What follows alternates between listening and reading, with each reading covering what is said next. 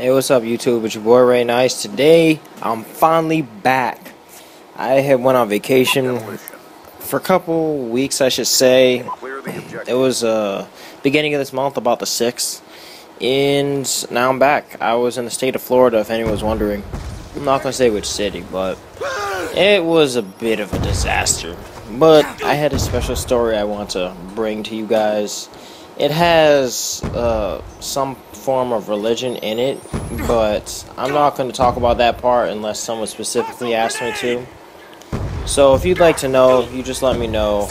It was a magical moment, honestly. But so the first day we go back to the house, we're there nice and early. Think everything's gonna be good. First, our ride back to the house gets delayed. That's the first thing. That was pretty upsetting. It wasn't like angry upsetting. It was just a little bit, like half an hour delay. So we had to just sit in the airport for a while, me and my mom. It was like boring. So after that, you know, you just think, okay, no big deal. One or two bad things happen. We finally get to the house. So I'm just resting it up because, well, for anyone who doesn't know, I tore a ligament in my foot a long time ago, but it re-tore recently before I went to Florida. So I was just resting. I'm not even trying to do much, and it just so happens I'm just in the house playing Call of Duty. I brought my Xbox. That's why if anyone who's watching this has Xbox and plays with me, you'll know. You would have seen me online. I even met some other YouTubers while I was there, but not in person. But anyway, I'm not gonna bullshit you when I tell you this. I'm the only one in the house at the moment. I'm just there, and all of a sudden it starts to smell like gasoline, and you know, gasoline like the car gasoline. And I'm just thinking, this doesn't smell too great. You know, I don't like the smell of gasoline when it's in the air. When it's just there, you know, like, just there for a couple seconds is cool, but it was in the air. It inhabited the air, just, like, you know, period. But anyway,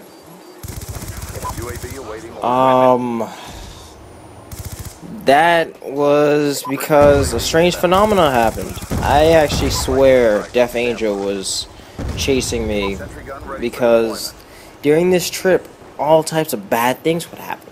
And this is actually, I believe, the worst. The whole house got filled with gasoline because I had been alone. My brother does jet skis, and he had flipped it sideways so he could fix it. But he says a little bit usually leaks out, and the house usually smells just a little bit like gas, but it's only momentarily. Me being there alone didn't know any of this. He didn't even tell me he was doing this. It all came out. All the gas came out, literally. So the whole house was smelling like gasoline. The outside of it was smelling like gasoline. It was a real bad experience. We had to go to a hotel. A few days later, everything was cool. There's no real big problems. And then the flight back on the 19th. This was interesting. This is where the magical part comes in. And by the way, for anyone wondering, before I continue, the gameplay you're watching here is my career high in kills. You probably wouldn't believe it. I am starting off the first round with 22 kills, and I got my career high. My career high before was like 65 or something like that. But anyway, so we get on the plane. My mom flies JetBlue, so that's what we flew in. She likes to fly JetBlue. She says there's less turbulence and this and that. But anyway, so we got on the plane, and JetBlue has TVs. I know if you've been on a plane, more people than less have been on a plane with TVs. So you would know. You'd know how that is. Well, anyway, when I turn on the TV, I usually don't really care about watching TV. What I usually do, honestly, is I go to channel 13. What is channel 13? Channel 13 is the channel that shows where the plane is on the map, how high it is, how fast it's going. So I go to that channel. The plane's not there on the map. You just see the map. It doesn't even show how high or fast we're going, even though we're on the ground right now. you probably think I was an idiot for thinking this, but I thought it was odd because usually the plane's there even if we're on the ground. But anyway, so oddly enough, it gets even worse. So after everyone sits down, they rush through all the instructions about the air and, you know, all the other stuff that they talk about while they're on the planes and this and that. Well, just coincidentally, this seemed all like a Death Angel threat again for me. And I think everyone on the plane got to see what rocky world I had been living in with Florida. I gotcha. Because everything has been like to hell and back. So before we went on this plane, I have random ESP visions, and I'm not even lying to you when I tell you this. They are completely random. And I had one of the plane going down. It's really scary, but you know what? I had kept the faith. I was thinking, nah, no way I'm gonna believe this. I'm just gonna go. If this is my last day on Earth, then I guess this is my last day on Earth. So, after all the weird stuff that had happened, I started thinking of 9/11, you know, thinking about what if this is gonna happen with this plane. And then I was like, no way. I don't think so. So, we get ready to take off, and me and my mom, we always pray before we take off. That's just our traditional thing. I've always been a Christian, but I haven't been as heavily religious as now. But anyway, we are taking off. We're flying up. Everything's going well. I'm just thinking, this is fine. There's nothing wrong. And we're about, I'd say about 1,000 feet in the sky. If all of a sudden the plane does like a double 90-degree turn in two different directions at the same time almost. What do I mean? Think about this. If you put your hand straight in front of you as if you're trying to reach for your toes, like just keep it flat and just look at it, and I think I'll have an image up too. If you twist it left and right really fast, you'll see that's what the plane felt like it did. And when you're going up in the air, you know, when you're already low as it is, it's really a scary feeling because, come on now, you don't know what's happening. You feel like you just hit something and the plane is shaking because, you know, something happened. Oddly enough, on the move. What happened was we had went through one of the air things. I don't know what it's called. They explained it to us after. It's like if you rush the flight and go behind another plane, you'll run into it and it won't damage the plane, but it'll make it shake a bit. So after this, I swear everyone thought we was gonna die. So we had this aircraft that just shook in two different directions, one after the other.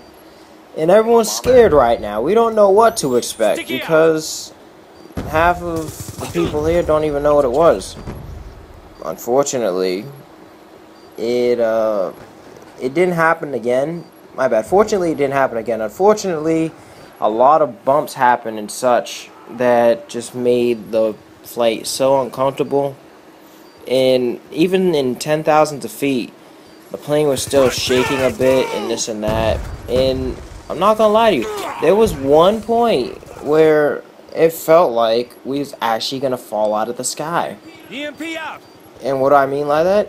We were starting to go down. And obviously you feel like you're gonna fall out of the sky if you go down. But think about this.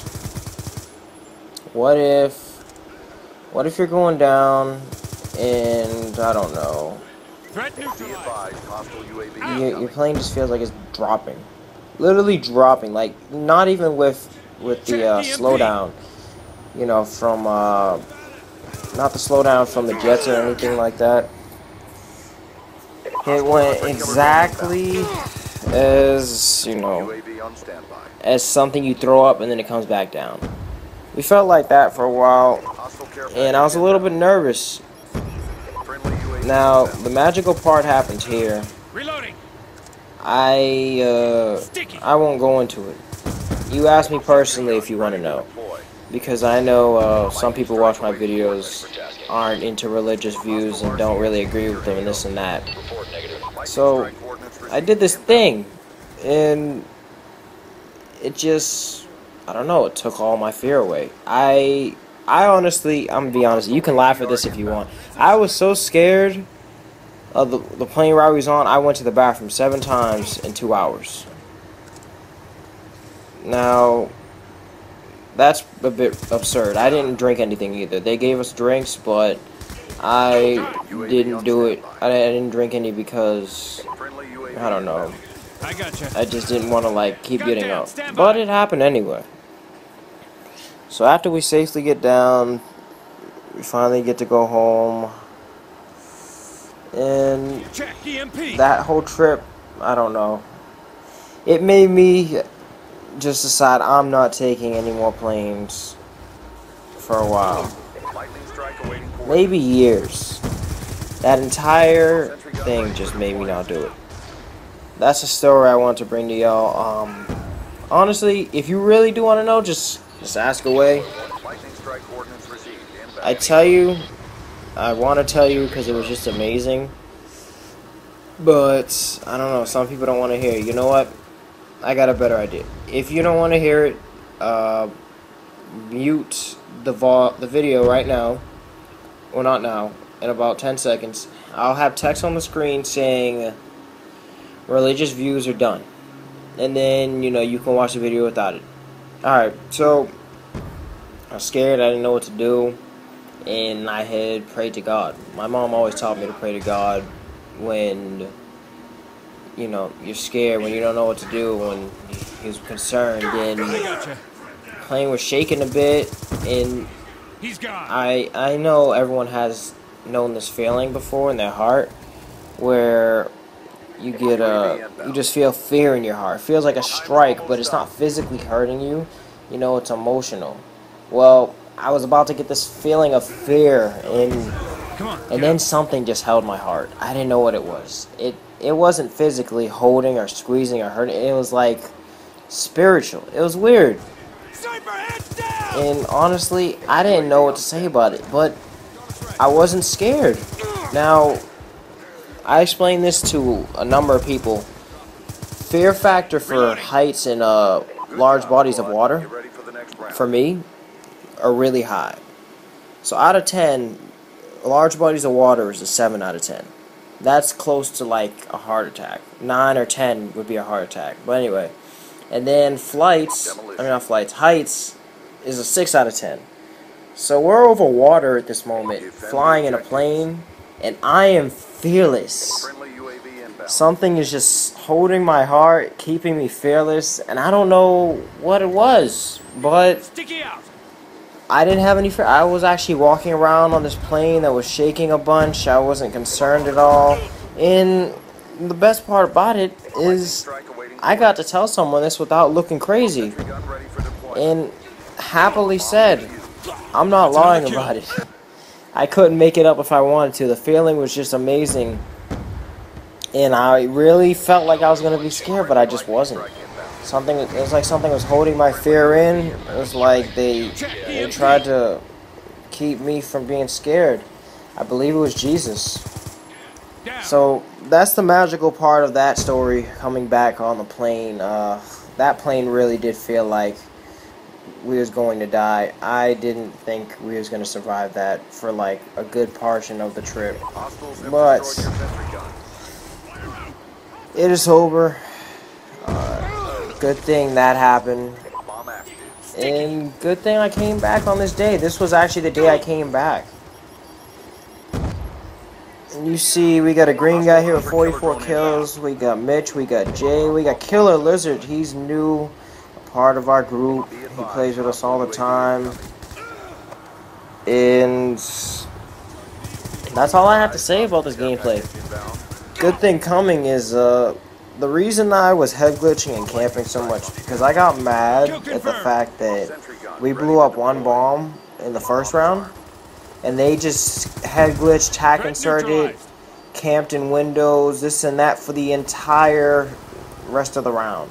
Like, I was actually furious about that. I was so mad. I told them, I'm going to show you how to camp. And you're damn right I did it. I did not move out of the heck glitch spots. When I did move, as you're going to see soon, I had died. Unfortunately. So, I'm going to get out of here, YouTube. This is a great story to tell. And maybe, I don't know, some of you can congratulate me on my career high. 74 kills. Could have been 75, but I missed the last kill. Anyways, I'm out of here, YouTube. Later.